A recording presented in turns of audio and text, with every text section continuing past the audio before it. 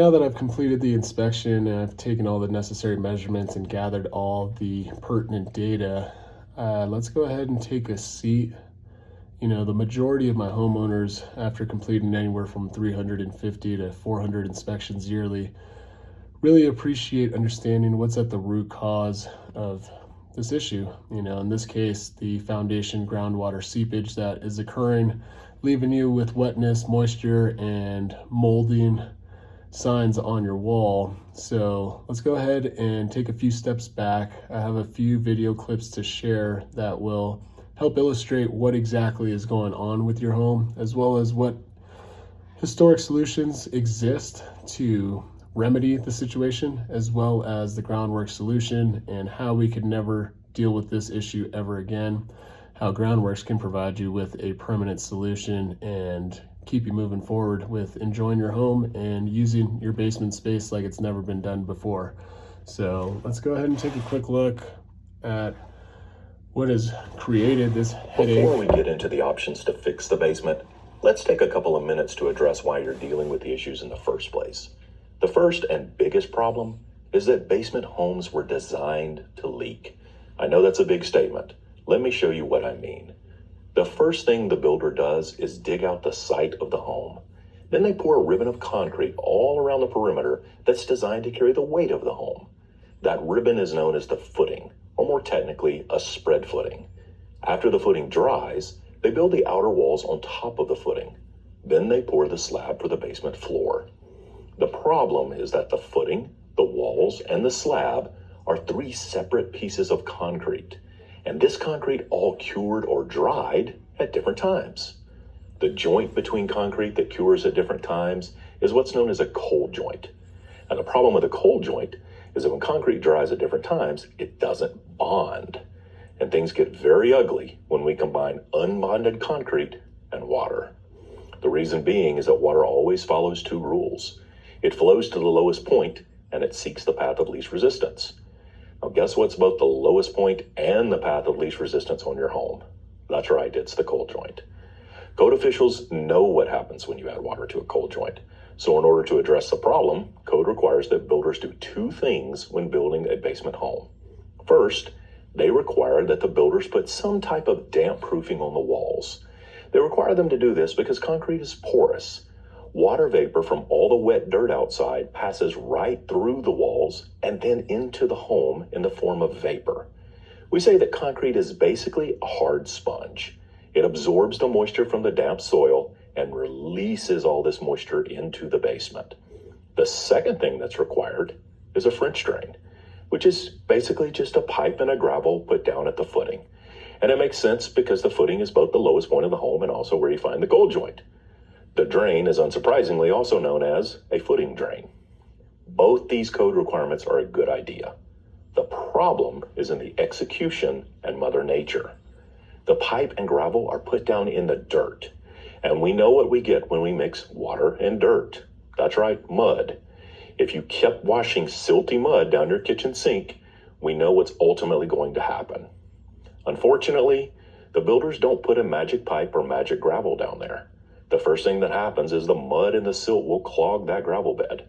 And when the gravel clogs, we know what clogs next, the pipe. And now that the drain itself is clogged, the water returns to the original path of least resistance. And as we know, that path is the cold joint. The problem is much worse when dealing with clay soils. If you dig a big hole in your front yard and we get a heavy rain, we know what we're going to have in the front yard. A giant mud puddle. Now, if we dig that hole and we drop your home down in it, unfortunately, the home is now effectively living in a swimming pool. The first thing that happens when it's in that swimming pool is the water will stack up in the backfill soil against the walls. Then it begins to rise up into the hollow cores of the basement block walls. From there, all the hydrostatic pressure builds up and pushes the water through the cold joint. The water normally comes in at one location in the basement, but then progressively works its way around that cold joint like a zipper. From there, it spreads to every area that's underground. The next issue is with the walls themselves. Again, the walls are porous and they allow a massive amount of water vapor into the basement air. And what does all that water vapor soak into? Yes, everything in the home. When you have a finished basement, the effect is significantly worse. Instead of the vapor going into the air, it soaks into the drywall and the studs. Drywall and studs are organic material. We know it starts to grow when you add moisture to organic material. That's why so many basements smell musty. Do you know what we're actually smelling when we smell that mustiness? Correct, mold, mildew, or fungus. Switching gears a little bit. Unfortunately, the water that makes its way inside is what gets all the attention. And that makes sense because we can see that water. But over time, it's the water on the outside that's stacking up against the house that causes the most damage to your home. The first problem is when that water stacks up against the walls. Block walls are strong with a load coming down on them, or what's known as an axial load. If walls have too much weight stacked against them, or a lateral load, they tend to bow and fail. The next issue is when the footing, the thing that's holding up your home, now lives in a mud puddle. If I take this table and I put it outside in a mud puddle, what do we know is going to happen? That's right, it's going to sink. Your home is much heavier than a table. Water that stays around the footing and weakens the soil is one of the main causes of differential settlement in homes. So we know that fixing and protecting the basement is a priority. But before we get into the available repair options, let's make sure we're on the same page. Based on everything we've been discussing, why do you think you're having these issues in the basement?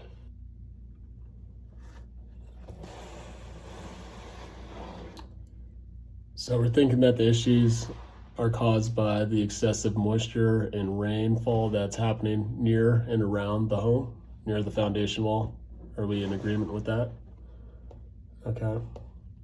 Yeah, and just to highlight what that video had just touched on, essentially your home is sitting in a pool of water, a clay bowl essentially, with the active wedge, which is just backfilled soil by the builder during the building phase of the home. Poorly compacted, nothing's gonna match the native soil that's been compacted for thousands of years by Mother Nature. So we have a lot of water seepage happening and occurring right here, creating a lot of hydrostatic pressure, which is butting up against the foundation wall. So track on that. Now you do have the bare minimum building code drain that exists outside, but as the video had suggested, over time, with that moisture content in the soil and water being introduced alongside all that dirt, mud is going to be created and eventually end up clogging the drain. Also, the path of resistance, or the flow of which water acts in, is always going towards the path of least resistance. And in this case, you have 3 different types of concrete that were cured at different moments, never being bonded. So naturally there's going to be a seam for that water to go ahead and enter over time. So time and pressure, water's going to find the easiest valve. That's going to be that cold joint that you have between the foundation floor, the floor joint, or the floor footing, as well as the foundation wall. So you can see how moisture and liquid is going to pool right at that seam, or what's known as the cold joint. Okay, so it's kind of a 3-pronged approach as to what's causing the issue with your basement wetting. Now, in history, there's a few different options for repair. One being painted on coatings, downspout extension, exterior excavation, interior footing drain, and a baseboard drain. One being the painted on coatings. Now, in theory, seems like a great idea. We'll go ahead and paint on some organic latex to prevent the water from entering in the basement. Now, problem is the concrete blocks that you have are made up of inorganic material. So you only have the issue with water seeping through the control joint. What ends up happening is when you introduce this painted on coating, it's actually an organic material. It's primarily latex. Now, when you combine moisture, wetness with an organic material, what you're doing is now introducing a mold factor. Not only is your basement going to be wet, but now it's going to start growing mold. Now, that is the last thing we want to create, correct? All right, cool. So let's go ahead and avoid adding to the issue of water in your basement by now introducing a mold factor. So let's go ahead and move on to the next thought, which would be downspout extensions. Now, what this does is it does address some of the water that's landing on the roof and tries to divert it away from the home. The issue is it doesn't collect all the rainwater.